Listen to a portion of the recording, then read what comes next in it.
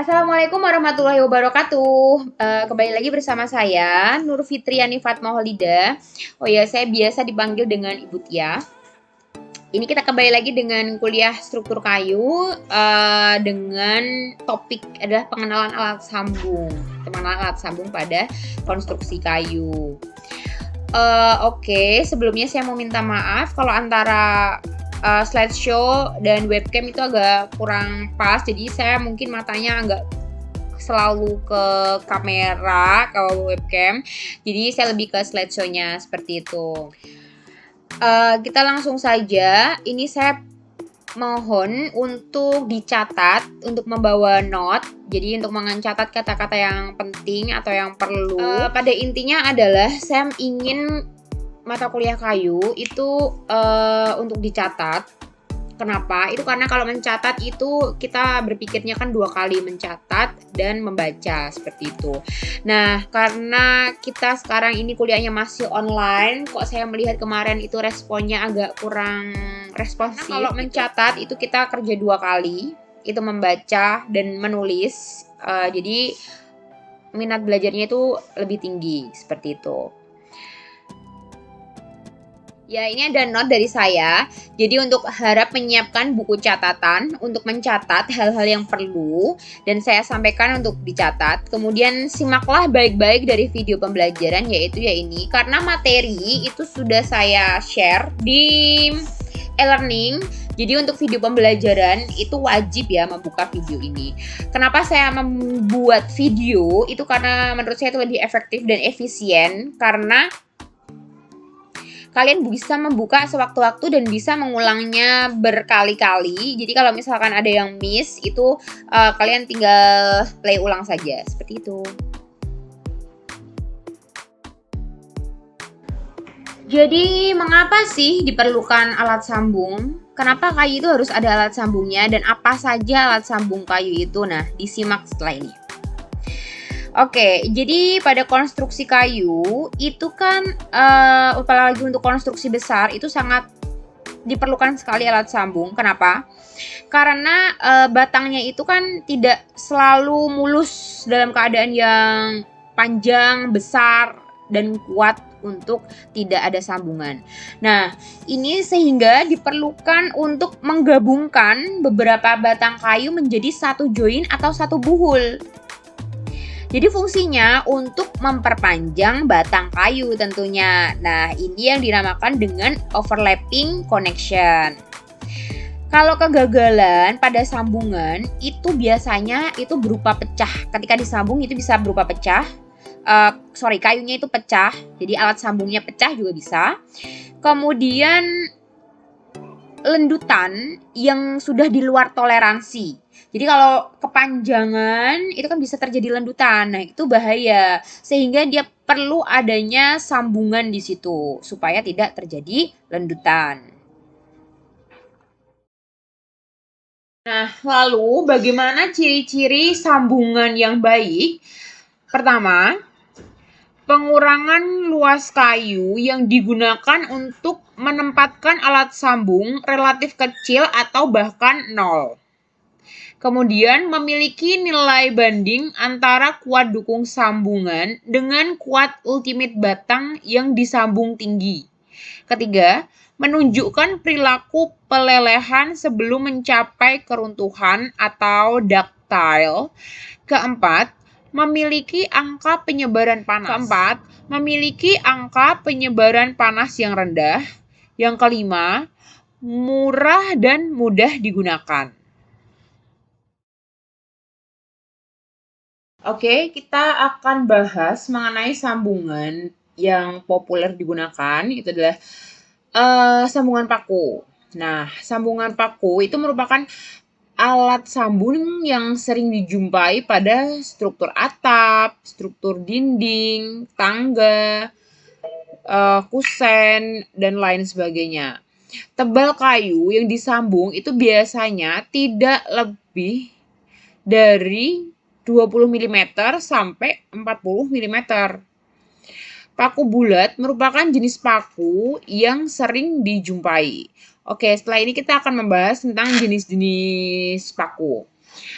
Jadi paku itu dibuat dari baja Thomas dengan tegangan tekan maksimum itu 600 sampai 800 6.000 sampai 8.000 kilogram per sentimeter persegi. Sementara untuk tegangan lenturnya maksimum itu adalah 8.000 sampai 12.000 kilogram per sentimeter persegi. Jadi untuk jenis paku atau tamak paku itu ada beberapa yang sering digunakan untuk struktur kayu. Yang pertama itu ada paku tampang bulat. Paku tampang bulat seperti ini yang ada di gambar A. Kemudian paku tampang persegi. Paku tampang segitiga itu yang ada di B ini. Kemudian untuk paku tampang persegi itu yang C. Yang C adalah yang sebelah sini. Kemudian paku alur spiral itu yang D, yang sebelah sini. Ini agak kebalik yang C dan D ya. Kemudian paku alur lurus yang gambar E. Dan terakhir adalah paku sisik. Paku sisi ini seperti yang ada di F. Ini biasanya untuk bor ya, paku yang paku sisi.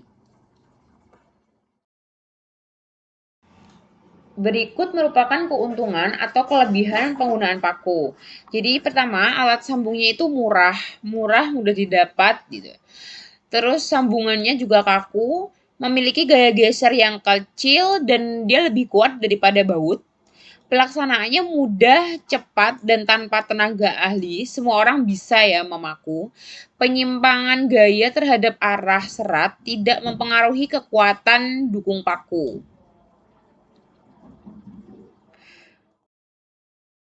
Kekurangan paku sendiri itu cuma dia hanya kurang cocok untuk kayu yang keras karena kayu itu harus dibor dulu sebelum dipaku. Nah, takutnya kalau dia terlalu keras ketika dibor dia akan mengalami kerusakan pada kayu tersebut.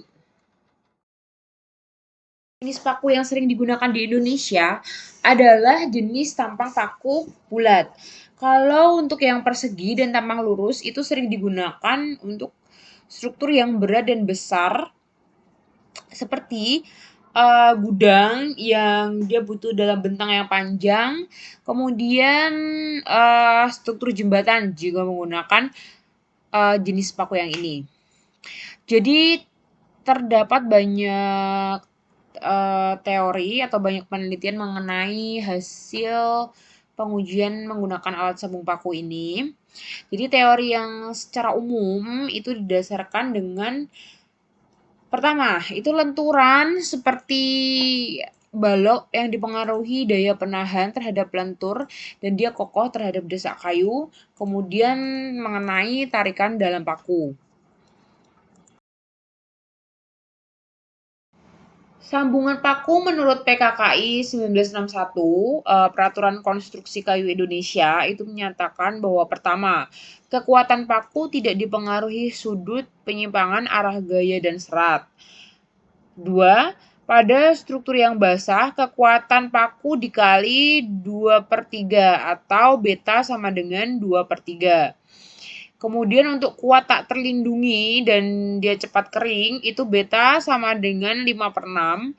Dan struktur kayu dengan beban sementara kekuatannya naik, itu P-nya atau bebannya itu ditambah dengan 25%.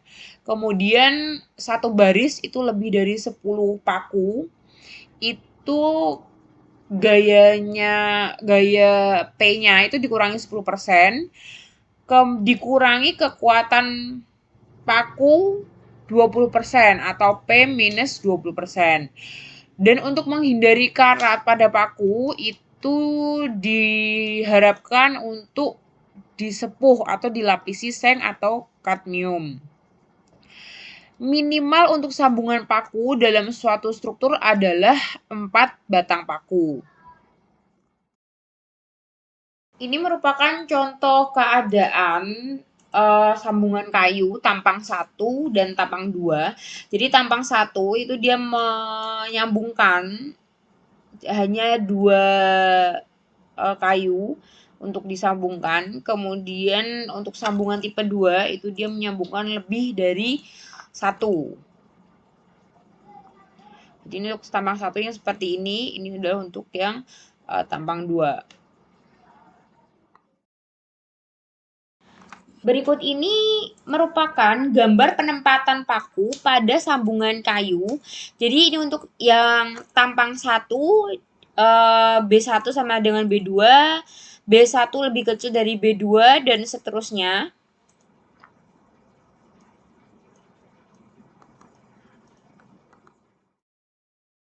Ini untuk plat sambung pada paku. Jadi di sini diperoleh faktor beban dan faktor keadaan lingkungan itu yang sudah ditetapkan dalam PKKI 1961. Itu untuk beta 1 adalah konstruksi terlindung dan beta 2/3 adalah konstruksi tak terlindung dan terendam air. Untuk beta 5/6 adalah konstruksi tak terlindung cepat kering. Untuk gamma 1 itu merupakan beban tetap dan gamma sama dengan 3/4 itu untuk konstruksi menahan beban tetap dan tidak tetap. Untuk perhitungan mengenai plat sambung kayu akan dijelaskan lebih lanjut nanti di pertemuan berikutnya oleh Pak Tarno. Oke, sekian untuk kuliah hari ini. Semoga bermanfaat dan selalu jaga kesehatan. Mohon maaf apabila masih banyak kesalahan dan terima kasih. Wassalamualaikum warahmatullahi wabarakatuh.